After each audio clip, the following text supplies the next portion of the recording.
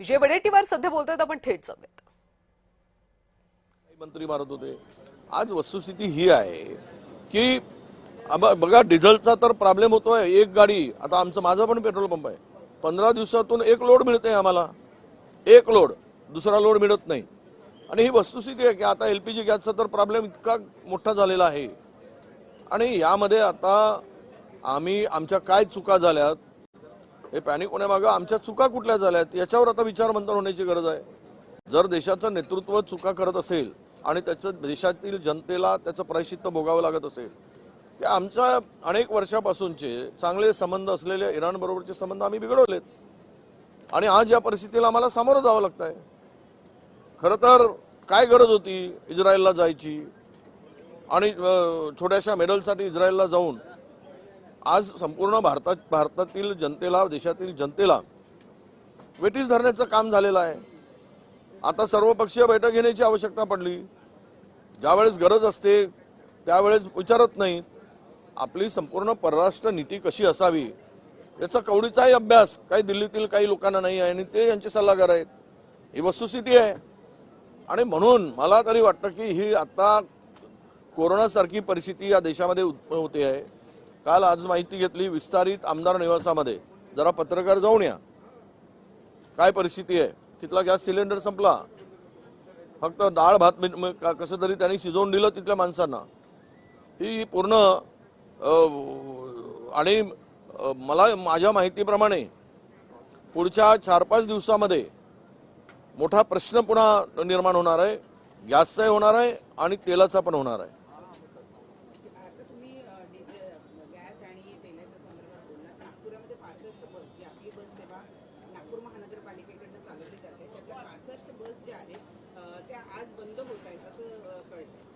नक्कीच बघा, सगळीकडेच हा तुटवडा पडतो आहे. उद्या या सगळ्या परिवहन सेवेवर मोठा परिणाम होणारच आहे आणि त्यातून संपूर्ण मला वाटतं की यावर महागाई रुद्ररूप धारण करेल. सगळे व्यवहार थांबले जातील. लोक म्हणजे भारत थांबल्यासारखं होईल. जसं कोरोनामध्ये थांबलेलं आहे त्या पद्धतीनं आता ही परिस्थिती उद्भवेल. म्हणूनच नागपुरात 65 बस बंद होणं म्हणजे परिवहन व्यवस्था कोलमडणं आहे नागपूर शहरातील.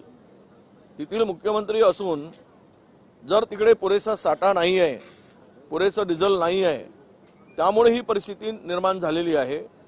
आणि जनतेमध्ये घबराट आहे, भीतीचं वातावरण निर्माण झालेलं आहे. पुढे काय होईल या परिस्थितीमध्ये लोक चिंतेत आहेत. आणि याला जबाबदार आपली सरकारची, भारत सरकारची पॉलिसी आहे, धोरण आहे, त्यांचं जे काही वागणं आहे. त्यामुळे या सगळ्या परिस्थितीला देशातील लोकांना सामोरं जावं लागतंय.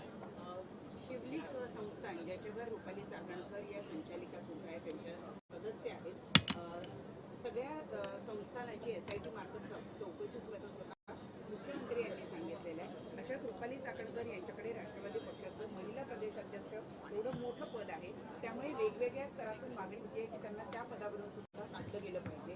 अजूनपर्यंत त्यांच्यावर ही कारवाई का होत? मला वाटते की जोपर्यंत तटकरेने म्हणत नाही तोपर्यंत ती कारवाई होणार नाही. आणि तटकरेच्या मनात ज्या दिवशी येईल त्या दिवशी ती कारवाई होईल. तटकरेंच्या मनात जोपर्यंत येणार नाही तोपर्यंत कारवाई होणार नाही.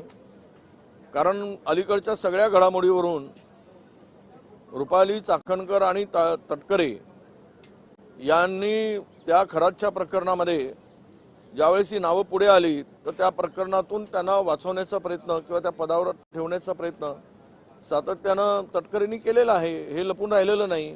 आता या महिला पदावरून काढायचं की नाही ते सुनेत्राताई पवारपेक्षा सध्या त्या पक्षावर ताबा घेऊन ठेवणारे मला वाटतं प्रफुल्ल पटेल आणि तटकरे हे दोनच बॉस आहेत, ते ठरवतील.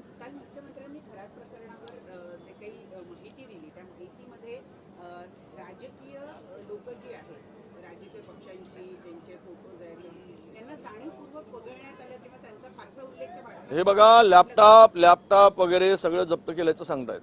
पेन ड्राईव्ह कुठे आहे? पेन ड्राईव्ह आणा ना पुढे, मग सगळे नागडे पडतील, सगळे ओपन होतील. कोण कोण या खरात याच्या भोंदूचे भक्त आहेत आणि कोण कोण या भोंदूची सेवा केली आहे पायापासून डोक्यापर्यंत, तर ते सगळेच पायापासून डोक्यापर्यंत सगळे ओपन झाल्याशिवाय राहणार नाहीत, नागळे झाल्याशिवाय राहणार नाहीत. मी जबाबदारीनं सांगतो, जर ते पेन ड्राईव्ह पुढे आलं तर मंत्रिमंडळातील 2-3 लोकांची विखेट जाईल, पण ते आणू शकणार नाहीत.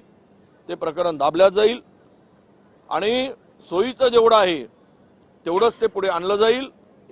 उद्या मला वाटतं की या सगळ्यामध्ये पुरावाच संपवण्यासाठी खरातचा एन्काउंटर पण होईल. एवढं मोठं हे प्रकरण आहे.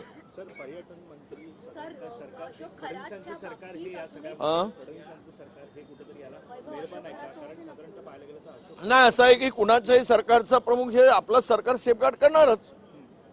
आता मंत्रिमंडळातील पक्षातील दुसऱ्या पक्षातले राहो की तिसऱ्या पक्षातले राहो, सत्तेमध्ये सहभागी असलेल्या लोकांना वाचवणं हे मुख्यमंत्री करणारच. त्यात काही नवं आहे असं मला वाटत नाही. 2018 मध्ये पर्यटन मंत्री जयकुमार रावल असताना त्यांनी सगळ्यांच्या 1.5 कोटी नाही, आता खरं आहे ना, पाणी दिलं कोणी दिलं म्हणून तिकडून ते सागरजी, ते आपले भातखळकरजी म्हणत होते.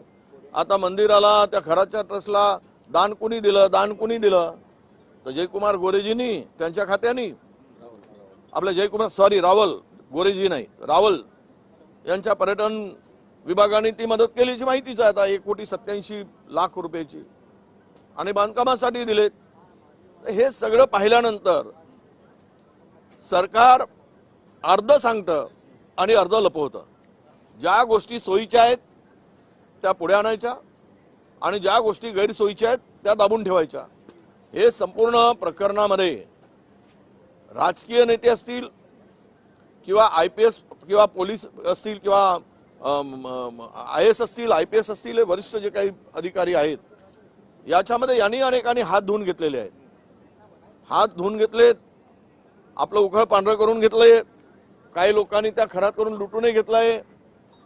हे सगळी चौकशी आता SITच्या माध्यमातून पारदर्शकपणे पुढे येईल यावर आमचा अजिबात विश्वास नाही.